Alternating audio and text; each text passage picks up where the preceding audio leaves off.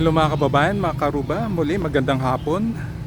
Katatapos nga nating mabisita ang St. Mary's University dito sa Bayumbong, Nueva Vizcaya. Andito naman tayo ngayon sa Kapitolyo ng Bayumbong. Kaya samahan niyo muli ako at libutin natin kung ano ba ang itsura ngayon ng complex na ito.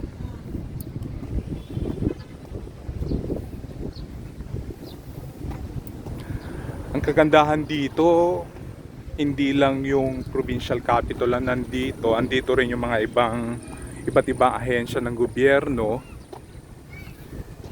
At napakalawak nga ng property. Ayan, meron parang parke na rin siya. At the same time, seat ito ng gobyerno ng Nueva Vizcaya.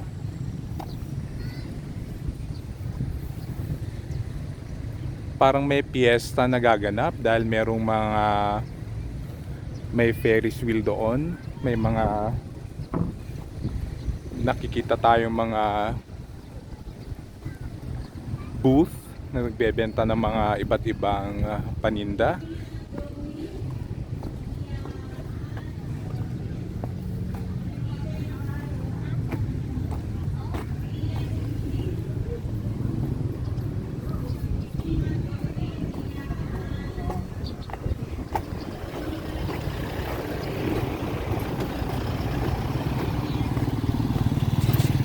At maganda rin na meron siyang background na bundok. Hindi natin kabisado kung anong pangalan ng bundok na yun, yung nakikita nyo sa likod.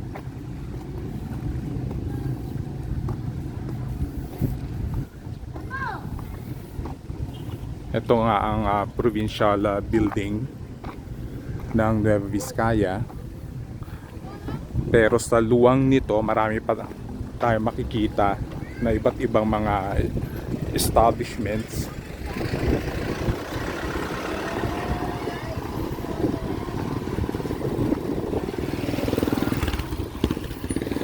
Tumabi muna tayo para hindi tayo nakakaabala sa trapiko. Ayan, dahil may paparating na bagyo o bagyo.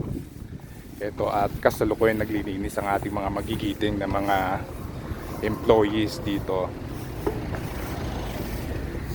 Nililinisan nila ang mga drainage system.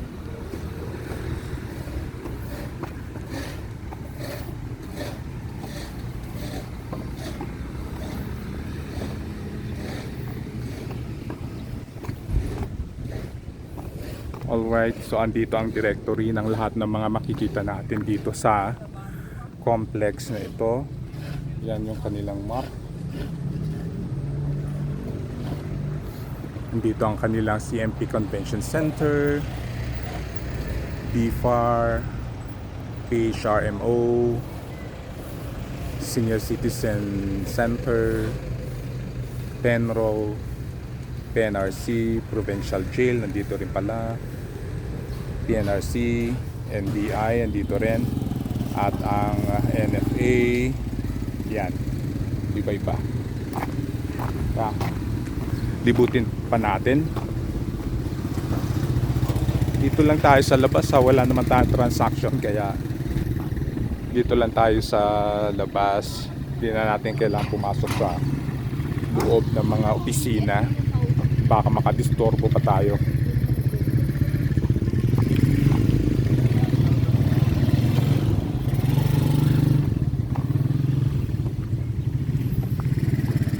Ito nga ang kanilang BIR office dito, Bureau of Internal Revenue.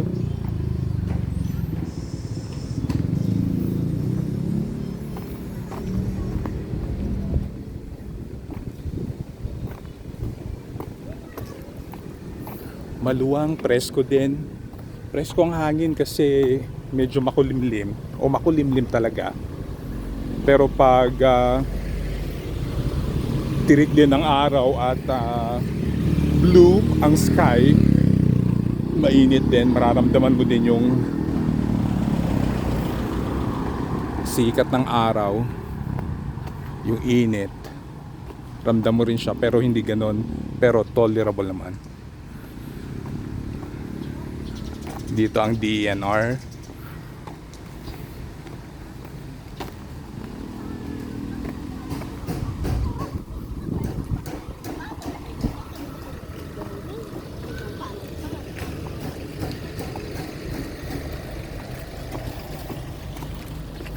Ang Red Cross.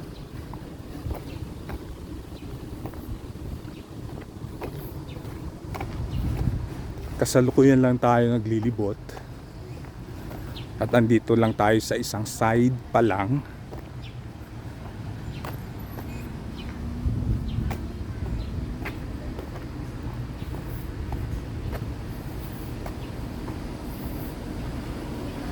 Ito na rin, naabot din natin ang PRC office dito sa Bayumbong.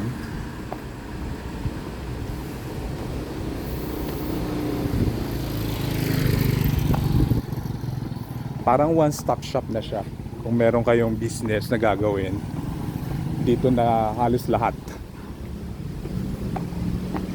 Walking distance, hindi nyo kailangan magbiyahe-biyahe na ilang beses.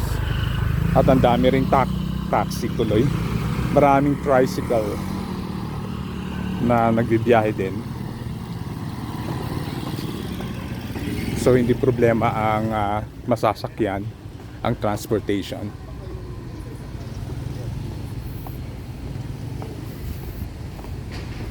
Ito ang kanilang Justice Hall.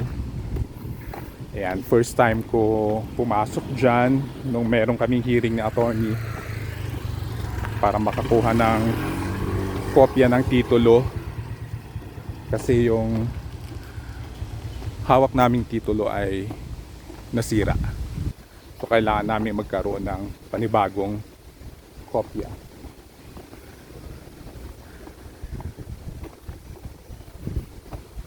Mabilis lang yung transaction namin dyan. Ang matagal lang is yung pag-aantay.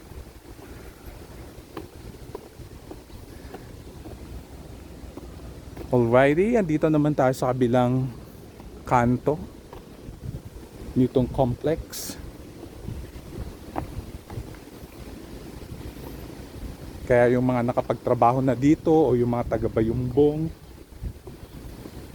at matagal na kayong hindi nakakapunta rito, ganito na po ang kanya itsura ngayong 2026. Ayan. Siguro wala masyadong pinagbago.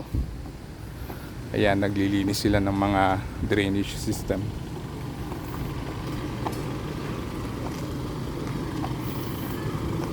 Pero kapansin-pansin mo dito ang kalinisan.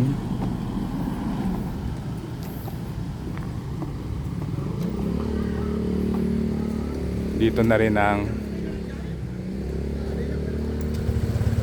BFP ng Bayumbong.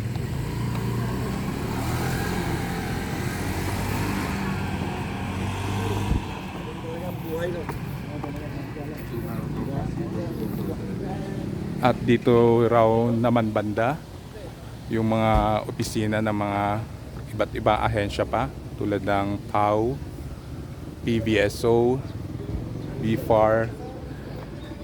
Ayan. Pero tayo diretso lang, palabas na tayo ng main gate para makapag-abang na ng sasakyan papunta ng Bambang, and from Bambang sakay naman tayo papunta ng Baguio City.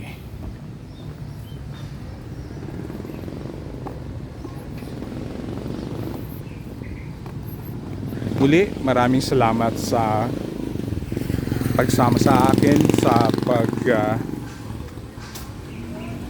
pamamasyal o paggala dito sa provincial capital ng Bayumbong Nueva Vizcaya. At kung saan man kayo naroroon sa Pilipinas o sa ibang bansa, muli, isang magandang araw sa inyong lahat.